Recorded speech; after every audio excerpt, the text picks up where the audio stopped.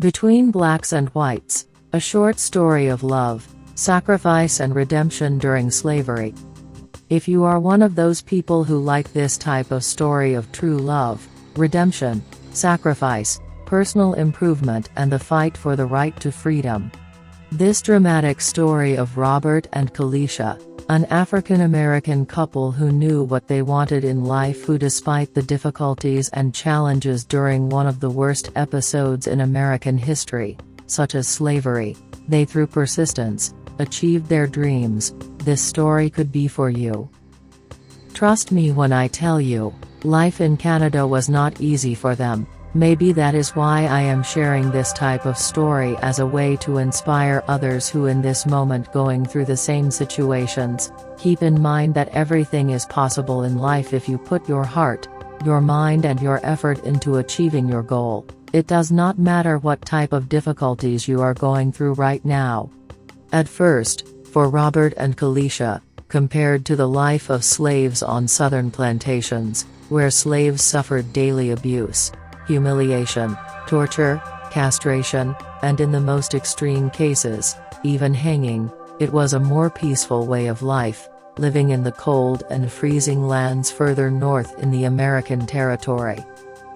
Especially in the slave plantations such as the slave states of Virginia, Arkansas, Tennessee, South Carolina, North Carolina, and Alabama, where slaves were used as agricultural machinery in the dry, hot lands of the southern plantations. According to the history of the time, people who lived on the slave plantations of the South worked mainly on farms and plantations that grew indigo, rice, and tobacco. Cotton did not become a major crop. As a result of the mistreatment received by their masters, Robert and Takesha decided to make the Great Migration from the slave lands of the South to the cold lands of the North, what is known today as Canada, in search of freedom. As a way to be found by white men riding horses and dogs, they slept during the day and walked at night, and everything was possible because of the strong and deep desire for freedom, but also because of the love they both felt for each other. Until after the 1790s, the crops grown on the plantations in the South before the Civil War included cotton, tobacco, sugar cane, indigo, and rice. Robert and Kalisha had to adapt to a much colder climate and a completely different culture, where they were seen as equals, even though everyone knew they were slaves who had escaped from the hard work of the southern plantations, seeking freedom and a life for themselves and their children.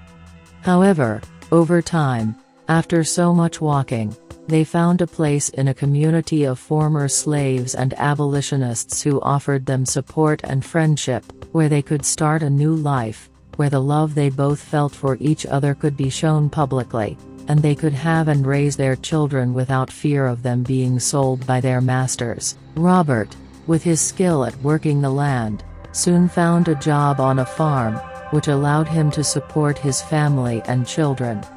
His dedication and work ethic earned him the respect of the owner, who eventually offered him a piece of land to farm and thus have control over his life and everything he produced, without the demeaning eyes of a master.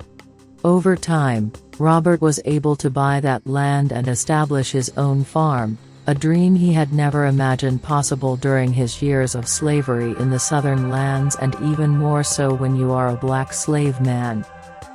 Kalisha, for her part, found her calling helping others by doing the things she truly loved to do, contrary to when she worked on agricultural plantations, in the fields cultivating under a hot sun during the summer and doing labor during the winter. Kalisha eventually became a midwife and nurse in the community, using her knowledge and compassion to care for the sick and assist in births. Her kindness and skill, which soon made her a beloved and respected figure in the community, where everyone looked at her with admiration and respect, something she never felt when she lived on the slave plantation for which she works. Over the years, Robert and Kalisha's family grew. They had 3 children, Anna, Tiana, and Elisa. They raised their children with love and taught them the importance of appreciating freedom, self-determination, equality and social justice. They told their children the story of their escape, the reasons why they migrated from the slave lands of the southern states and the type of mistreatment they suffered at the hands of their owners, not to fill them with hatred, but to instill in them the importance of fighting for a better world where they could aspire, dream, be valued as human beings, not as a commodity, but above all where you have the possibility of loving who you really want and desire without the fear of being separated from your family. In addition to their family and work life, Robert and Kalisha were actively involved in the abolitionist movement in the North. They helped organize shelters for fugitive slaves and collaborated with other abolitionists to ensure that those seeking freedom found a safe path through the northern lands to reach freedom, as they did. Robert used his farm much like a station on the Underground Railroad, hiding the fugitives in his barn and providing them with food and shelter before sending them on to the next stop, because many of the runaway slaves, although they found the freedom they so desired in Canada, deep down they longed for the plantation lands of the southern lands where all their family and friends remained. One night, as the family gathered around the fire, they received an unexpected visitor. It was Harriet Tubman, the famous abolitionist and conductor of the Underground Railroad who ventured further north when she heard about the work Robert and Takesha's were doing, where they used the lands of their small farm to shelter slaves seeking freedom. Harriet had heard of Robert and Takesha's courage and generosity, and she wanted to personally thank them for their contribution to the cause.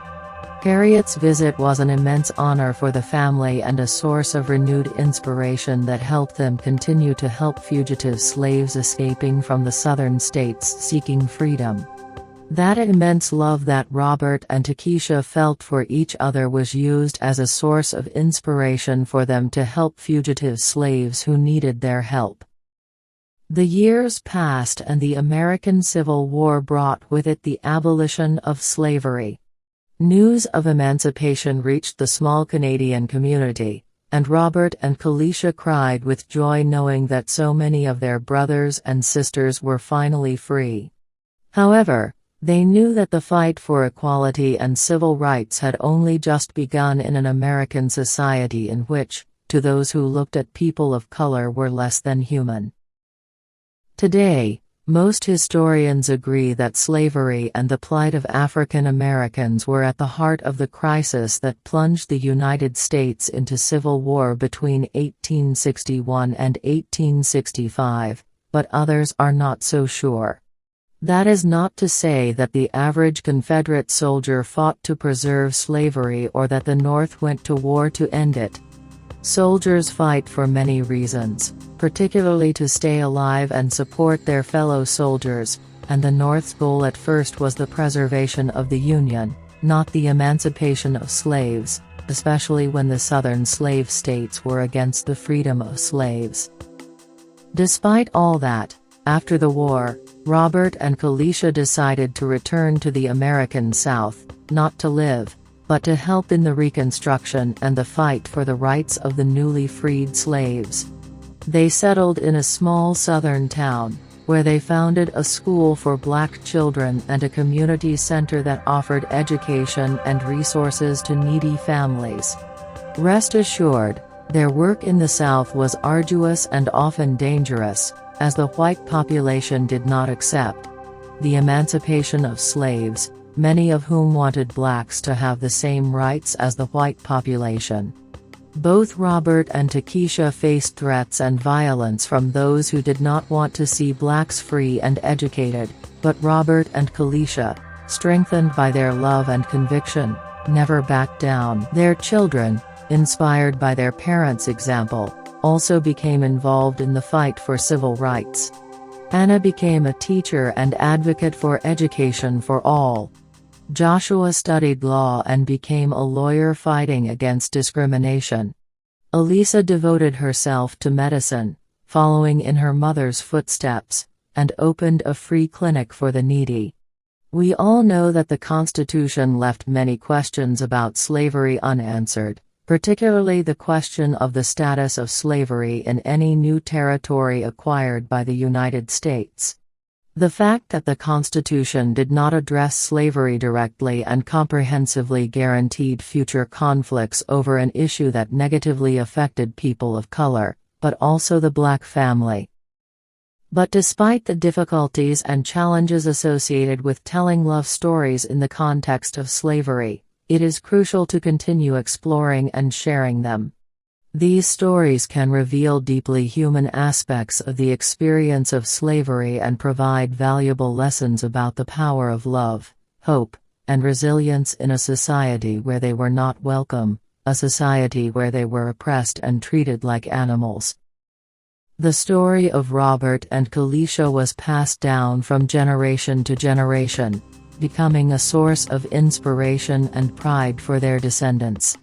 Her children and grandchildren grew up hearing about the courage and determination of their ancestors, and many of them continued the fight for equality and justice in various forms, such as for blacks to have the same rights as whites, a society that oppressed them and denied the most basic rights to people of color. Anna, the eldest daughter, became a prominent educator and social activist, following in her mother's footsteps. Despite the dangers of living in the southern states after the Civil War and the emancipation of slaves, she opened several schools for black children in the South, ensuring that they had access to a quality education, something that was denied to children on all agricultural plantations. Their efforts contributed significantly to the civil rights movement and to the improvement of living conditions in many African American communities in states where blacks had no rights at all and were seen as less than human beings, where they were persecuted and imprisoned for even the slightest infraction of the law, and in the most extreme cases were lynched by whites, making sure that blacks did not step out of line and understood who was in charge. Robert and Takesha's middle son Joshua used his legal training to defend the rights of the oppressed when they were accused of minor crimes by an unwanted white man in his neighborhood who would walk the streets, accusing them of vagrancy. He specialized in civil rights cases and worked tirelessly to dismantle discriminatory laws and policies that still persisted in many parts of the country, discriminatory policies which prevented them from achieving their dreams as equals in a society where whites were valued more highly than blacks. His legacy as a lawyer and defender of justice inspired many young people to follow in his footsteps and fight for a more equal world for all where justice is equal for all, regardless of whether you are a person of color or white. Elisa, the youngest of the three, followed in her mother's footsteps and dedicated herself to medicine. She opened a free clinic in an underprivileged community, providing medical care to those who could not afford the most fundamental medical services for a healthy life. Her compassion and dedication saved countless lives and improved the health and well-being of many who needed her service. Over time, Robert and Kalisha's family grew and expanded. Their grandchildren and great-grandchildren continued the tradition of service and fighting for justice and the right to equality between whites and people of color. Some became activists, others politicians, educators, doctors and artists, all inspired by their ancestors' story of love and resistance, as is the case with Robert and Kalisha.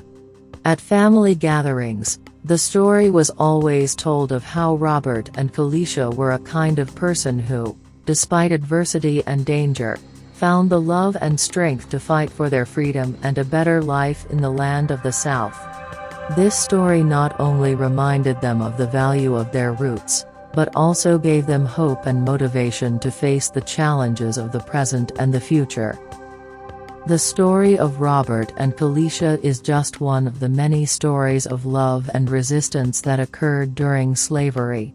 Telling these stories is essential to honor the memory of those who lived and suffered during that period, and to recognize their humanity, their courage, and their ability to love despite everything. There is no doubt that this type of narrative helps us better understand the past and learn from it. They remind us that even in the darkest times, love and hope can be a powerful force for change. By sharing these stories, we can inspire future generations to continue fighting for a more just and equitable world, where we can all see ourselves as equal, not as different, where the color of a person's skin does not determine their worth as a person, but also their ability to love and dream of a better world for everyone. The story of Robert and Kalisha is a testament to power, love, and resilience. It is a story that deserves to be told and remembered, not only for its historical value, but for the universal lessons it offers about the strength of the human spirit. In every generation, there are those who continue the fight for justice and equality, and the stories of those who came before can serve as a guide and an endless source of inspiration. Is this story real or a fiction of a writer's imagination? How many African American families can identify with this type of story of love, redemption, and resistance when we talk about the past of their ancestors, but also in the present when we see that despite the struggle between blacks and whites, discrimination, prejudice and abuse still persist between both racial groups, where blacks are seen as less than human and all because whites feel superior to people of color? No one knows, but one thing you can be sure of is that it was a story of love and redemption told during slavery, which is still being known to this day. The untold story of Robert and Takesha that serves as an inspiration to new generations who seek a world for themselves and their children, where love stories are possible, even when they are forbidden. If this is your first time hearing this kind of dramatic love story, between Robert and Kalisha who lived to see the fruit of their labor and the positive impact they had on lives, becoming an example for today's youth, know their story. Although they faced countless challenges and dangers, they always found strength in their love and in the community they helped build, a community that today honors their legacy. At the end of their days, surrounded by their children and grandchildren, Robert and Kalisha knew that their legacy of love, struggle and hope would endure. Their lives had been living proof that even in the darkest times, love and hope could lead to freedom and a better world for all, especially in an American society, where the shadow of slavery is still part of the collective consciousness of both the black and white population. Ladies and gentlemen, did you like this topic? Please subscribe to this channel, give it a like and leave your comments.